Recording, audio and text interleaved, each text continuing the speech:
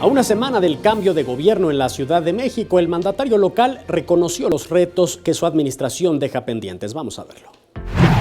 A unos días de concluir su administración, el jefe de gobierno José Ramón Amieva indicó que entre los pendientes que se dejan para la siguiente administración es la de optimizar el sistema de transporte colectivo metro.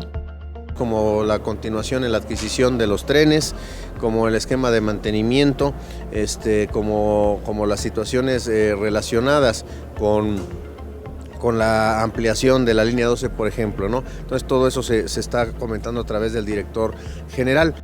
Detalló que los procesos de entrega-recepción terminarán en las próximas horas con la última reunión entre los integrantes del gobierno actual y entrante, y son para detallar algunos procesos.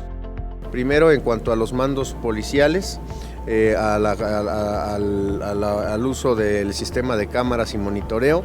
Segundo, en cuanto a la prestación de los servicios de transporte público, de agua, de servicios urbanos, como es el tema de residuos. Y tercero, toda la operación de los sistemas, como es el sistema de pagos, el sistema de nómina. Amieva Gálvez indicó que bajarán los eventos públicos que encabece, para priorizar la atención a los últimos detalles en materia administrativa de entrega. Informó que los eventos públicos pendientes en esta última semana serán en materia de salud y agua. Agregó que el 5 de diciembre se celebrará un evento en el Salón de Cabildos del antiguo Palacio del Ayuntamiento para generar el tema formal de comunicación con la jefa de gobierno entrante, Claudia Sheinbaum. Posteriormente acudirá como invitado a la toma de protesta en el Congreso capitalino. Enrique Muñiz, 21 Noticias.